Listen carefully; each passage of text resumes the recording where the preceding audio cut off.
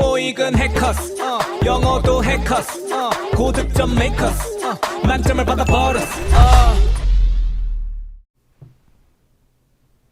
안녕하세요. 저는 해커스 토익에서 파트 5하고 6 RC를 담당하고 있는 김상준입니다. 오늘 저와 함께 토익 전반에 대해서 한번 총평을 해보도록 하겠습니다. 일단 오늘 시험 정말 어려웠죠. 특히나 평소보다 어휘 문제가 진짜 어렵게 나왔거든요. 그래서 여러분들도 평소에 어휘 열심히 외우셨겠지만 진짜 헷갈리는 어휘끼리 얘가 답이냐 제가 답이냐 진짜 많이 헷갈리셨을 거라고 생각합니다. 그래서 오늘 제가 그런 헷갈렸던 것들을 한번 다 봐드리고요. 우리 같이 앞으로 공부할 수 있도록 방향성 한번 잡아봐 드리도록 하겠습니다. 그리고 포털창에 저희 해커스 토익 검색하시면요. 더 많은 정보하고 자료 있으니까 꼭 방문해 주시길 바라겠습니다. 그럼 같이 가보겠습니다. 자, 첫 번째 문제인데요. 우리 부사 어휘 문제가 나왔었거든요. 지금 보시면요. 스피딩이하고요. 휴즐리가 있습니다. 그러면 생각을 해보면 스피딩은 굉장히 빠르게 속도감 있게 라는 뜻인 거고 휴즐리는 어마어마하게 잘 됐다는 뜻이겠죠. 그러면 한번 확인을 해볼까요? 그래서 지난 컨벤션이 굉장히 성공적이었다는 건 알겠습니다. 근데 얼핏 해석으로만 생각을 해보면 휴즐리도 될 것 같고 스피딩리도 될 것 같습니다. 근데 이때 한 번만 기억을 해주세요. 우리 토익 논리에서는요. 이 스피딩리가 답이 되려면요. 뭔가 그 속도에 대한 아니면 기간에 대한 내용이 좀 나와줘야 됩니다. 근데 지금 내용 보시면 그런 내용 전혀 없죠. 그러면 크게 정도를 나타내는 게 더 맞다고 생각을 합니다. 그렇기 때문에 이렇게 속도에 대한 것과 정도가 나왔다면 속도에 대한 언지가 없다라고 한다면 그럴 때는 주로 정도를 나타내는 휴즐리를 찍으시는 게 맞겠죠. 굉장히 트리키한 어휘는 사실이에요. 그래서 항상 기억을 해두세요. 속도에 대한 게 나오려면 기간이 같이 묶여서 나오거나 아니면은 어떤 특정한 시점이 나타나게 되어 있습니다. 그렇기 때문에 여러분들이 헷갈리셨다면 이 점을 꼭 기억을 해주시면 좋을 것 같아요. 그래서 부사 자리였기 때문에 자리가 어려운 건 아니었습니다. 그래서 이렇게 보시면 될 것 같고요. 그 다음 문제로 가볼까요? 자, 이거 진짜 어려운 문제죠. 그래서 station하고 stationary가 등장을 했습니다. 그럼 여기 burger하고 이미 명사는 나왔습니다. 그 다음에 전치사고를 한번 지워볼까요? 수식어 거품은 안녕 지워보시고요. 동사를 찾아라. 제가 항상 토익할 때 말씀드리죠. 동사를 찾아놓고 기점을 잡아놓고 구조를 파악하시면 문제가 훨씬 더 쉬워집니다. 보시면 동사 확인을 했습니다. 그러면 어차피 여기 동사는 등장을 했기 때문에 다른 품사는 나올 수 없는 상황이고 지금 선지를 봤더니 그러면 이 뒤에 만약에 형용사가 온다고 한다면 형용사 구가 길어져서 명사를 뒤에서 수식해주는 구조가 오겠죠. 그래서 그러면 여기가 형용사인가 보다. 그래서 전치사구까지 기니까 뒤에서 꾸미는가 보다 하고 stationary 찍으셨으면 오답입니다. 왜 그러시냐면요. 이 stationary는요. 자주 나오는 단어긴 한데요. 고정되어 있고 멈춰져 있고 서 있다라는 의미예요. 그러면 몰에서 서 있는 버거가 되는데 버거가 이렇게 서 있다는 뜻이 되거든요. 이게 말이 안 되죠. 그럼 일단은 구문이 아니었고 그러면 이 스테이션이 명사가 등장을 했는데 그러면 버거도 명사고 스테이션도 명사니까 명사 더하기 명사가 연달아 나올 수 있는 방법은 뭐가 있을까요? 그렇죠. 복합 명사입니다. 명사와 다른 명사가 합쳐져서 전혀 다른 뜻을 갖게 되죠. 그래서 버거 스테이션이라든지 오믈렛 스테이션이라든지 이 음식 뒤에 스테이션이 부르면 주로 이제 뷔페나 아니면 몰이나 아니면 백화점에서 그런 스테이션이 같이 등장을 하게 되면요. 그것을 파는 공간이라고 생각을 하시면 되겠습니다. 그래서 이 스테이션이 붙어서 버거 스테이션이 되고요. 얘네가 뭐를 제공합니까? 프리 런치를 제공하게 된다는 거죠. 그래서 꼭 기억을 해주세요. 우리 복합 명사라는 거 꼭 기억을 하셔야 돼요. 명사가 있고 동사가 있어서 문장의 주 요소가 다 나온 것 같으니 빈칸은 무조건 수식어다라고 생각하시기가 쉬운데요. 그럴 때 우리 토익에서 항상 함정으로 등장을 하는 게 명사 플러스 명사, 즉 복합 명사입니다. 아니 선생님, 그러면 명사 플러스 명사, 이 복합 명사를 다 외워서 해결할 수 있을까요? 라고 물으신다면 당연히 아니죠. 그래서 이 복합 명사라는 건요. 모두 다 외워서는 해결을 할 수가 없습니다. 물론 빈출되는 건 암기를 하시겠지만요. 그럼 얘는 어떻게 풀어야 될까요? 방금도 말씀드렸듯이 일단 수식어로 접근을 하시는 게 맞아요. 근데 수식어로 접근을 했을 때 문장적인 구조라든지 아니면 해석상에서 말이 안 되는 경우에는 꼭 한번 복합 명사를 고민을 해봐 주신다면 함정에 걸리지 않고 문제를 해결을 할 수 있습니다. 이 점 꼭 기억을 해주시기 바라겠습니다. 넘어가 볼게요. 자, 자주 나오는 문제죠. 생각을 해보세요. 자, 우리 항상 일단 동사를 찾으라고 했습니다. 그러면 여기 보시면 가주어, 진주어 구문으로 묶였고요. 동사는 여기. 이 이미 동사가 뜬 상황입니다. 그럼 우리는 지금 딱 봤더니 이 투부정사가 이끄는 이 진주어 구문에서 빈칸이 뜬 상황입니다. 그래서 문장의 주요소를 물어본 건 아닌 것 같고요. 그 다음 여기 지금 빈칸 자리를 봤더니요. 정관사인 the가 나왔고 뒤에 information이라는 명사가 이미 등장을 했습니다. 그러면 지금 관사와 명사 사이에 뭐가 올 수 있니를 물어본 상황이에요.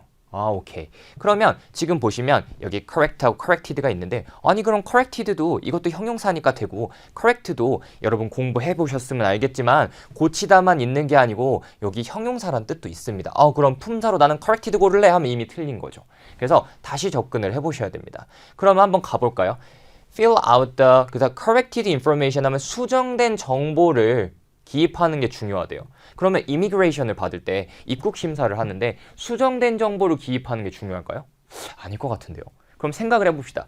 이 correct가 동사 말고 형용사일 때 어떤 뜻을 갖는가라고 여쭤보신다면요. 정확한 이란 뜻이죠. 그래서 뭔가 질문을 하셨을 때 제가 어떤 걸 질문을 한다면 맞는 대답을 하시면 선생님이 뭐라고 하나요? That's correct 라고 하죠. 정확하다는 뜻입니다. 그렇기 때문에 the correct information이 답이 되게 되겠습니다. 그래서 우리가 어떤 단어를 외울 때요.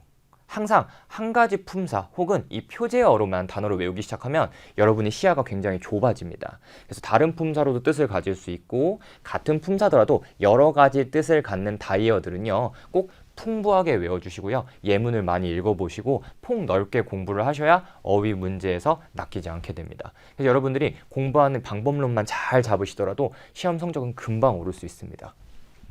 넘어가 볼게요. 자, 그 다음에 issued하고 attempt가 나왔는데요. attempt는 물론 시도한다는 뜻도 있습니다. 그죠? 그래서 시도되어진다는 뜻이 될 것 같고요. issue는요, 우리가 일반적으로 알고 있는 단어 같은 경우에 뭔가 발급하고 발효한다는 뜻이 있죠. 그래요? 그러면 한번 볼까요? 새로운 차들이 일단은 BEPP 동사구에서 구멍이 나왔고요. 지금 수동 구문인 건 알겠습니다. 그러면 만약에 attempt를 찍으면요. 차니까 수동 쓸 수 있지 않습니까? 그러면 차가 시도되어진다는 뜻이 되거든요. 차가 어떤 시도가 되어질까요? 전혀 와닿지 않는데요. 그럼 지워버릴까요? 그러면 차가 발급되는 건가요? 아니요. 배부되고 나눠진다는 뜻도 있겠죠. 그래서 new cars are issued to 누구에게? 직원들에게 나눠지고 배부가 된다는 겁니다. 그래서 이렇게 해결을 해볼 수가 있겠죠. 그래서 여러분들 이번에는 정말 어휘가 많이 어려웠습니다. 이제 문법적인 구조도 몇 가지가 나왔지만 이번에는 유독 어휘가 굉장히 어렵게 나왔고요. 심지어 원래보다 훨씬 더 많이 전치사 문제도 출제가 됐는데요. 다행히 전치사 문제는 제가 늘 수업할 때 언급해드리듯이 시간이나 방향이나 위치에 대한 전치사가 주로 나오게 됩니다. 그래서 전치사구 같은 경우에는요. 모든 전치사를 다 암기하는 것도 좋지만 특히나 많이 나오는 시간이나 방향이나 위치의 전치사를 먼저 암기를 하시고 그 이후에 폭을 넓혀 가시는 게 훨씬 중요합니다. 그리고 항상 동사구는 우리가 어떻게 풀어야 되나요? 우리가 수, 태, 시제 순서로 풀어야 하죠. 그래서 앞으로 여러분들은 동사구를 만나게 된다면 항상 수, 태, 시제 순서를 풀어야 되는데요. 지금은 딱 보면 수, 태, 시제를 맞춰야 되는 상황이 아니고 뭐예요? PP라는 자리는 고정이 돼 있고 그 다음에 다양한 PP들이 구성이 돼 있기 때문에 얘는 어휘 문제로 접근을 하셔야 됩니다. 넘어가 보겠습니다. 자, 그 다음에 이번에도요 또 commonly하고 daily가 나왔습니다. 그래서 commonly 같은 경우에는요 보통, 흔하게 라는 뜻이고요. daily는 매일매일, 항상 이런 뜻이 되겠죠. 그럼 한번 봅시다. 일단은 전치사고 날려버릴까요? 전치사고 날려버리겠습니다. 우리 Part 5를 풀 때는요. 이 전치사고나 수식어 거품에 해석을 하느라 너무나 많은 시간을 들이게 되면요. 분명 뒤에 파트에 가서 시간을 뺏기게 됩니다. 그래서 필요 없는 것들은 지워볼게요. 그래서 이 모든 직업들이 동사구 찾아볼까요? 여기 있죠. BPP. 금지가 되어지는데요. From commuting. 그러면 뭔가 지금 통근하는 것이 금지가 됐대요. 통근하는 게 금지가 됐는데 흔하게, 보통 금지가 됩니까? 아니 그러면 일을 하면 가면 안 되는 거잖아요. 그러면 daily가 있고 commonly가 있는데 이 매일매일 통근하는 게 금지가 됐다는 뜻입니다. 왜 매일매일 통근하는 게 금지가 됐을까요? 그러면 제가 항상 말씀을 드리는데 부사 문제는요. 위치하고 해석이 출제가 됩니다. 그럼 지금 문제 같은 경우에 위치 문제가 아니기 때문에 해석이 필요한 상황이고 그럼 이제 그때서야 아까 수식어 거품으로 지웠던 애를 한번 읽어보시는 게 도움이 돼요. 그럼 이거 볼까요? In response to 뭐에 대한 반응입니까? 최근에 발발을 할 때 outbreak 자주 나오는 단어죠. 최근에 발병발발이란 뜻이에요. 뭐가 발병발발을 했어요? 오, 전염병이 나타났기 때문에. 그럼 어떡하겠어요? 흔하게 커뮤니팅하는 걸 금지. 그럼 뭔가 독특하게 날아가야 될까요? 아니죠. 뭐예요? 매일매일 통근하는 것을 금지하겠다라는 뜻이 되는 거죠. 그래서 재택근무를 하는데 다른 사람들 같은 경우에는 매일매일 나는 출근하는 것도 좋아. 이런 이야기도 나올 수 있겠죠. 이런 것들을 생각해 본다면 데일리가 답이 될 수 있겠습니다. 자, 넘어가 볼게요. 자, 그 다음에 selection하고 experience가 나왔는데요. experience는 우리가 일반적으로 알고 있듯이 경험이란 뜻이에요. 근데 selection이 나오면요. 항상 뭔가 약간 선택의 느낌인가 라고 하는데 이 selection이 나오면요. 한 가지 팁을 드리면 collection이라고 한번 생각을 해보세요. selection이 나오면 collection이라고 생각을 해보시고 collection이 나오면 selection이라고 한번 생각을 해보세요. 그럼 뭔가 선택하고 뽑힌 것들이 모여있는 느낌을 생각을 하시면 돼요. 내 컬렉션 좀 봐. 내 셀렉션 좀 봐. 내가 모은 것들 좀 봐. 이런 느낌이라고 생각을 하시면 좋거든요. 한번 볼까요? 그래서 이번 전시회에서는요. 즐길 수 있다고 합니다. 뭐를요? 다양한 예술가들의 작품의 경험을 즐길까? 그럼 작품이 경험을 한다가 되거든요. 작품이 어떤 경험을 할까요? 뭐 물론 돌아다니면서 경험할 수 있겠지만 얘는 사물이잖아요. 불가능합니다. 그러면 일단 experience는 안녕. 뭐예요? selection. 어떻게 바꿔보시라? collection으로. 그러면 작가들의 작품의 컬렉션을 즐길 수 있다. 정확하게 해석이 되죠? 그래서 selection이 나왔을 땐 collection으로 한번 생각을 해보십시오. 그래서 간단하게 풀 수 있었습니다. 한번 넘어가 보겠습니다. 자, 그 다음에 접속사 문제가 나왔는데요. when하고 after는 원래 항상 자주 나오는 빈출 주제입니다. 그러면 선생, 네, 어차피 둘 다 될 것 같은데 그런가요? 어떤 애가 어떤 상황에서 쓰이나요? 라고 물어보신다면요. 조금만 생각을 해봅시다. 이 when은요. 약간 어떤 느낌이냐면 동시동작의 느낌이라고 생각을 하시면 돼요. 이럴 때, 뭐 할 때, 이렇게 하자마자 무슨 일이 일어났다의 느낌인 거예요. 그리고 after는 뭐가 있나요? 분명히 선후 관계가 존재할 때를 씁니다. 그래서 when은 동시동작 짠짠짠 하고 나타날 때 쓰는 거고요. after 같은 경우에 무언가 선후 관계가 있다라는 느낌이 나면 쓰시면 돼요. 그러면 부사 절도 해석 문제죠. 그래서 이번 회차는 참 해석해야 되는 부사 문제라든지 접속사 문제, 전치사 문제가 참 많네요. 한번 확인을 해보겠습니다. 그래서 이 캘리포니아 브랜치가요. 그리고 이 단어 좀 외워주실래요? auditory. 이게 뭐냐면 회계 감사란 뜻이기 때문에 회계 감사를 받다라는 뜻이 됩니다. 지난번에 캘리포니아 브랜치가 언제요? 지난번에요. 지난번에 받았대요. 그래서 우리 회사가 뭐를 시행했습니까? 새로운 보안 정책을 실행을 했답니다. 그러면 야 감사받자마자 보안 정책 이게 가능할까요? 아니죠. 무언가에 대한 대처로 나온 상황인 거죠.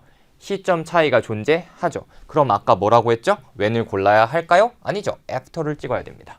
이거 괜찮으신가요? 그 다음에 나온 김에 제가 when하고 또 비교하는 애들 또 생각을 해볼까요? when하고 as soon as가 나올 수가 있을까요? 그럼 불가능해요. as soon as는 뭐뭐 하자고요. when은 뭐뭐 할 텐데 그 둘을 비교하는 것은 웬만하면 나오지 않습니다. 그러면 when은 뭐뭐 할 때입니다. 그럼 비슷한 거 하나 해볼까요? while은 뭘까요? 뭐뭐 하는 동안이란 뜻이거든요. 그럼 나온 김에 좀 말씀을 드려볼까요? 이 while도 굉장히 자주 출제가 되는 친구인데요. 얘는 뭐하고 맨날 페어링을 해서 나오냐면요. 일단 while이 맞니? 아니면 for하고 during이 있는데 얘가 맞니? 라고 물어봅니다. 그럼 생각을 해보시면 while은 접속사입니다. 그리고 요 분, for하고 during은 전치사예요. 그래서 일단 자리로 물어봅니다. 접속사냐 전치사를 물어보기도 해요. 그래서 그걸 구분하는 쉬운 문제가 나오고요. 그리고 심지어 요즘은 뭐가 나와요? 이 for하고 이 during 중에서 둘 중에 뭐가 맞니도 나옵니다. 그럼 우리가 조금만 생각을 해볼까요? for 뒤에는요. 정확한 시점, 즉 숫자가 나온다고 생각을 하시면 되겠습니다. 2week이면 2weeks요. 이런 식으로. 그 다음에 during은요. 애매한 뭐 베케이션 기간이라든지 홀리데이 기간이라든지 그런 애매모호한 기간이 나오면 during을 찍겠다. 정확한 숫자가 동반이 된다면 for를 찍겠다. 그 다음에 for가 during은 전치사다. while은 접속사다. 이런 구분이 잘 되시면 부사, 절과 전치사 문제도 풀 수 있습니다. 그리고 다시 포인트로 돌아가면 when과 after는 뭐라고요? when은 특정한 시점의 느낌이고요. after는 선후 관계가 있습니다. 이 차이를 꼭 기억해 주세요.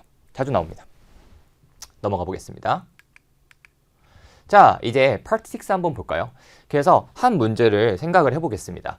어떤 문을 닫았던 특정한 어트랙션, 어떤 특정한 베뉴가 다시 재개장을 했습니다. 그래서 다시 재개장을 했는데 그 개장을 한 상황에서 이 개장을 해서 이제 누구를 대상으로, 그래서 to the 누구에게 개장을 했다고 되어 있습니다.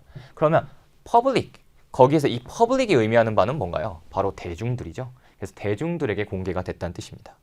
그리고 형용사 문제가 등장을 했는데요. 우리 아까 뭐라고 했죠? 재개장을 했다고 좀 패러프레이징 해볼까요? 재개장을 했다라는 건 무언가 고쳤던지 무언가를 한 거죠. 그렇기 때문에 뭐가 나오겠습니까?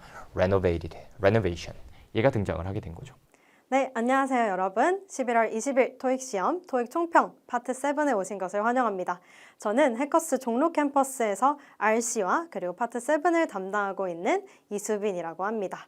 자, 일단 저희 총평 들어가기에 앞서서 해커스 게시판에, 해커스 홈페이지에 들어가시면 여러분들 더 많은 토익 자료 그리고 양질의 많은 자료들 여러분 토익 시험에 앞서서 이용하실 수 있으니까 꼭 한번 홈페이지 들려서 자료 활용해 보시는 것을 추천드립니다. 자, 그러면 우리는 바로 한번 총평으로 돌아가 보도록 할게요. 자, 일단 오늘 시험 난이도 만만치 않았어요. 그래서 일단 오늘 난이도는 저는 상을 주고 싶고요. 그리고 특히나 단일 지문, 이중 지문, 삼중 지문 중에서도 이 삼중 지문에서 조금 많이 어려운 지문들이 많이 나왔었어요. 그래서 여러분들 많이 헤매셨을 텐데 요거 오늘 한번 같이 좀 다뤄보도록 하고, 그리고 동의어 3문제, 문장 삽입 2문제 이렇게 나왔었는데 요것도 한번 우리 같이 다뤄보도록 할게요. 자, 그러면 일단 첫 번째 단어부터 한번 조금 보고 가겠습니다. address라는 단어가 있는데요. 이 address 단어 같은 경우는 명사로 쓰면 주소, 이거는 다들 아시죠? 그쵸? 그리고 동사로 쓰면 연설하다라는 단어가 돼요. 그리고 또 동사 중에 의미가 하나 더 있는데 어떤 것을 다루다 또는 어떤 일을 처리하다 이런 의미로 쓰입니다. 그래서 얘 같은 경우는 만약에 파트 7에서 이게 paraphrase가 돼서 나온다면 이런 식으로 나올 수 있겠죠. attend to, take care of, handle, deal with. 이런 애들이 다 어떤 일을 다루다, 처리하다 이런 식으로 쓰일 수 있는 애기 때문에 이것까지 같이 한번 정리해 주시면 좋을 것 같아요. 자, 그리고 우리 바로 다음 단어로 넘어가 보도록 할게요. 자, driven이라는 단어 같은 경우는 뭔가 생긴 것 자체는 drive, drove, driven 이런 식으로 뭔가 drive의 분사처럼 생기긴 했는데 얘 같은 경우는 형용사로 쓰이고 형용사로 의욕이 넘치는 이라는 뜻으로 쓰여요. 물론 driven 이라고 이제 drive의 분사로도 사용되지만 이 driven이라고 보통 명사로 수식할 때는 의욕이 넘치는 이라고 이렇게 해석이 되고, 그래서 우리 여기서 비슷하게 활용할 수 있는 게 hardworking이라든지 또는 diligent, 그쵸? 성실하고 근면한 이런 것들이 또 의욕이 넘치는 일을 열심히 하는 이런 맥락으로 가져갈 수 있기 때문에 이런 애들까지 여러분들 같이 정리해 주시면 좋을 것 같고, 그리고 한 가지 더 hardworker이라는 애, 얘도 열심히 일하는 사람 이렇게 표현할 수 있거든요. 그래서 hardworking, hard work 이게 다 약간 열심히 하다, 어떤 일을 열심히 하다, 근면하게 하다, 성실하게 하다 이렇게 여러분들 단어 같이 정리해 주시고 가면 될 것 같습니다. 자, 그 다음에 이 fail이라는 동사가 있는데요. 얘는 여러분 잘 아시죠? 실패하다라는 동사인데 얘 같은 경우는 사실 상황에 따라서 얘가 의미하는 바가 굉장히 다양할 수가 있어요. 특히 파트 7에서는 단어만 가지고 문제를 푸는 게 아니라 문장 속에서 어떤 맥락으로 쓰였는지를 같이 보셔야 되기 때문에 얘 같은 경우는 이렇게 제가 조금 다양한 상황을 준비를 해봤는데, 어떤 사람이나 또는 어떤 일을 만족시키는 것을 실패했을 경우에는 이런 fail이 어떤 단어로도 쓸 수 있을까요? disappoint, 실망시키다라든지 아니면 let down, 얘도 마찬가지로 실망시키다 이런 식으로도 쓰일 수가 있겠죠. 그래서 어떤 맥락인지 여러분들 잘 살펴보셔야 하고, 그 다음에 어떤 일을 간과했어, 내가 약간 간과해서 어떤 일을 실패했거나 실수했을 때도 쓸 수 있어요. 이때는 어떤 단어로 바뀔 수 있을까요? neglect라는 단어로 어떤 일을 간과하다 이런 식으로 바뀔 수가 있겠고, 그리고 어떤 뭐 기계나 이런 것들을 이런 것들이 기능이나 이런 것들의 작동이 실패했을 때 여러분들 어떤 동사를 쓸 수 있냐면 malfunction이라고 해서 오작동하다 이런 애 쓸 수 있고 그 다음 breakdown, 고장나다 이런 걸로도 맥락상 바뀔 수가 있겠고 그 다음 stop working, 어떤 이제 작동을 하는 것을 멈췄다 이런 식으로도 바뀔 수가 있겠죠. 그래서 이 fail이라는 단어가 사실 그냥 봤을 때는 되게 쉽기도 하고 실패하다니까 바로 뭔가 고를 수 있을 것 같은데 여러분 계속 주의하셔야 될 게 파트 7 같은 경우는 단어만 보고 풀면은 안 돼요. 그러면 함정에 빠지기 쉽죠. 아무리 시간이 없더라도 그 단어가 쓰인 거 먼저 동의어부터 찾아주시고 그 제시된 요 fail이라는 거 지문에서 먼저 찾아주시고 그 다음에 맥락, 그 문장 잘 읽어봐야 되겠죠. 맥락 파악하신 다음에 그 다음에 단어로 가셔야 합니다. 그리고 여기서 한 가지 조금 팁을 드리자면 만약에 얘는 지금 fail이라서 조금 쉬운데 만약에 동의어 문제가 이 제시어 자체가 내가 조금 모르는 단어라고 했을 때는 여러분들 A, B, C, D 중에 조금 아는 단어가 나올 확률이 높아요. 얘가 조금 어렵게 나오면 A, B, C, D가 조금 쉽게 나올 수 있으니까 그거 하나씩 대입하셔서 맥락에 잘 이어지는지 보는 것도 하나의 방법이 될 수 있겠습니다. 자, 그 다음에 여러분 오늘 요 두 문제가 나왔어요. 이런 문제가 두 문제가 나왔었는데 일단 여러분 그냥 저희는 문장 삽입 문제 어떻게 풀었는지부터 한번 리마인드 해볼게요.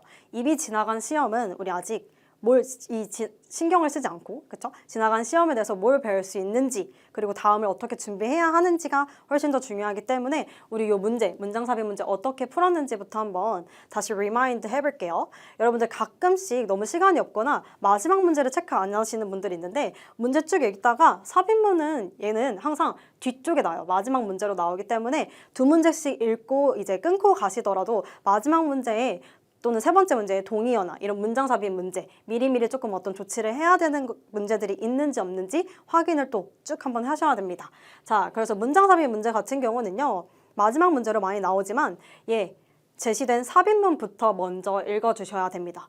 얘를 먼저 읽는 이유는 사실 얘는 파트 7은 보통 이제 지문 순서대로 그리고 요 보기 순서대로 문제 순서대로 나오는 경우가 많은데 이 삽입문 같은 경우는 어디에 나올지 몰라요. 마지막 문제라고 해서 마지막쯤에 나오는 확률이 이렇게 보장되어 있지 않기 때문에 얘는 삽입문부터 읽으셔야 하는데 일단 여러분들 잡고 갈 수 있는 거는 좀 잡고 가셔야 돼요. 삽입문 읽고 여러 가지 힌트가 있을 텐데 요 힌트 잡고 가셔야 되거든요. 이 힌트에는 관사, 대명사, 한정사 또는 추가하는 표현 이제 also, in addition, moreover 이런 애들이 있습니다. 그럼 우리 요거 조금만 더 자세히 한번 보도록 할게요. 자, 그럼 요거 하나씩 볼 텐데 여러분 관사라고 하면 여러분들이 가장 먼저 떠올리는 거 어나, on, 그리고 더 요런 애들 있죠.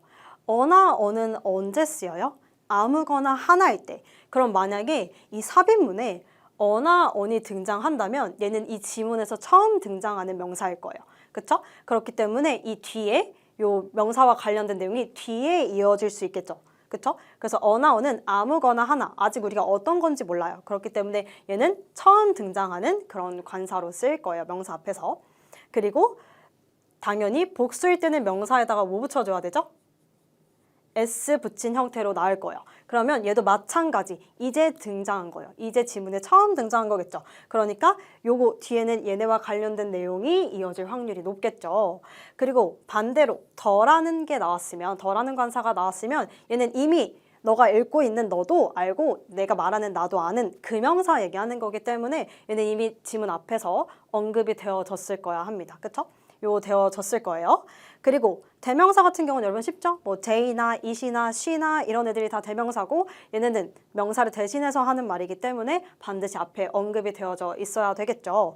그리고 여기서 좀 주의하셔야 될 거는 수일치 주의하셔야 되겠죠. 얘가 복수인지 단수인지 이런 것들 주의하셔서 보셔야 되겠고 그리고 요 대명사에 이제 조금 추가해서 알려드릴 게 어리나 some이나 any나 이런 애들이 있는데 얘네가 가끔 이렇게 나올 때가 있어요. 삽입문 안에 나올 때 있는데 얘네는 우리가 뭐 딱히 딱 대명사는 아니기 때문에 얘네 대신에 명사 앞에서 이렇게 쓰이죠. 명사에 대해서 약간 수량 같은 이런 표현을 명사에 대한 부가적인 정보를 주는 애들인데 are나 some이나 any가 뒤에 명사를 끌고 오긴 하지만 이 명사가 이미 우리가 어떤 명사를 얘기하고 있는지 아는 상황이라면 이 명사를 굳이 다시 언급하지 않습니다.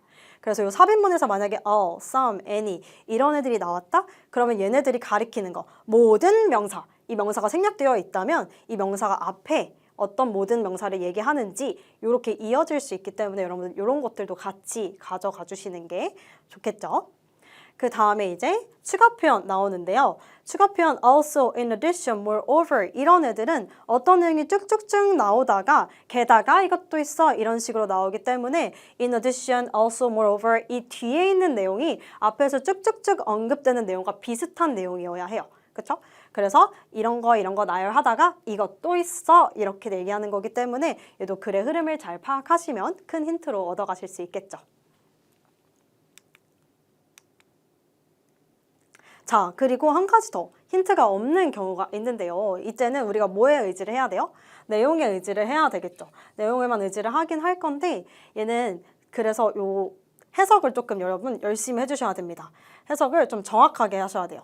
그래야지 우리가 내용을 잘 파악을 해야지, 그쵸? 이렇게 할 수가 있고, 그리고 이렇게 나오는 경우는 보통 여기서 얘기하고 있는 주제가 조금 분명한 편이고, 그리고 이 주제와 관련된 그런 뭐 1부터 4까지의 빈칸이 조금 눈에 띄는 편이기 때문에 오늘 이런 스타일의 문제도 하나 나왔거든요. 문장 삽입에서. 그래서 크게 힌트는 없지만 주제가 조금 확실한 애가 있었어요. 그렇죠? 그래서 이런 식으로 문제를 풀 수도 있었고, 그리고 앞뒤 내용 유추하셔야 되겠죠? 이게 이제 주제 파악해서 어떤 주제를 얘기할지, 어떤 내용이 나올지 이런 거 파악하셔서 나머지 문장 삽입 문제를 풀어주시면 되겠습니다.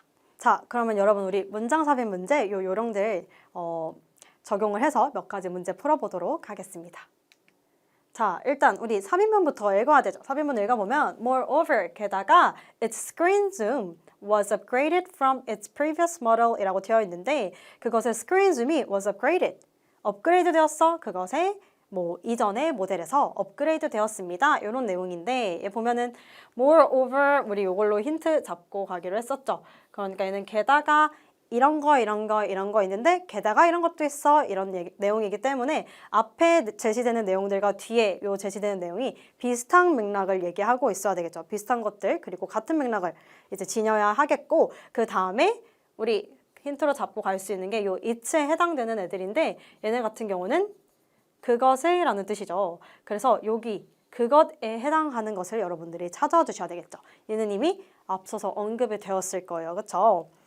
자, 그래서 이렇게 내용을 보면은 The new tablet will be available in 4 different colors. 새로운 타블렛이 will be available. 이제 가능해질 겁니다. 이제 사는 게 가능해질 건다. In 4 different colors니까 4가지 색상으로 나온다, 출시된다 이런 내용이겠죠. 그 다음에 the mockups, 이제 모형이죠. 이제 진짜 상품이 만들어지기 전에 만드는 이 mockup들이 will be provided, 제공되어질 겁니다.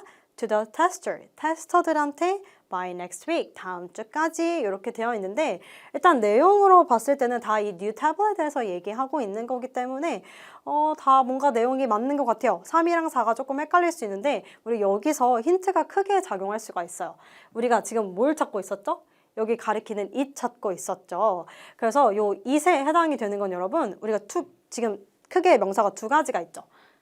이 새로운 태블릿이랑 그 다음에 이 mockup들 요거 2가지 있는데 만약에 이 내용이 그냥 여기에 이렇게 추가된다고 했을 때 이 it이 mockup들을 가리킬 수가 없죠. 왜? it은 단수여야 하니까. 그래서 우리 얘를 잘 힌트로 잡으신 분들은 어렵지 않게 요거 3번 골라주셨을 수 있을 겁니다. 그래서 요 it이 가리키는 게 뭔가 그리고 내용은 어떤가, 어떤 내용이 지금 추가되고 있는가 요거 2가지 고려하셨으면 너무 어렵지 않게 푸실 수 있는 문제였습니다. 자, 그 다음에 우리 여러분들이 조금 많이 간과하는 것들이 있는데 파트 7에서 문제를 푸실 때 좀 마음가짐이랑 습관을 잘 들이셔야 되는 것들이 많이 있어요. 그래서 해석 자체도 너무 중요하고 문제 맞추는 것도 중요한데 이런 습관을 잘 들여놓으면 진짜 그냥 슝슝슝 가져가는 문제들도 많거든요. 그래서 우리 한번 같이 이 마음가짐이랑 습관에 대해서 볼 건데 일단 마음가짐은 여러분 다 읽고 풀어야지 라는 마음가짐으로 가셔야 돼요. 키워드만 찾아서 키워드 부분만 읽어야지 하는 마음가짐으로든 여러분 이도저도 안 될 가능성이 높아요. 그래서 왔다 갔다 하다가 시간 낭비를 되게 많이 허비하고 문제도 정확하게 못 풀고 하는 그런 경향이 많기 때문에 여러분들 키워드만 잡고 키워드 부분만 읽어야지 하는 마음가짐을 버리시고 질문 다 읽고 풀어야지 하는 마음가짐이라도 가지셔야 합니다. 그리고 우리 요 키워드 잡는 이유는 키워드 부분을 집중해서 읽는 거예요. 그래서 키워드 부분만 읽는 게 아니라 이 부분 집중해서 읽는 거기 때문에 여러분 요거 잘 유념해 주시고 특히 요게 중요한 그 지문이 어떤 유형이냐면 텍스트 메시지 체인이라는 지문인데 얘 같은 경우는 사실 대화문이기 때문에 문장이 그렇게 길지 않아요.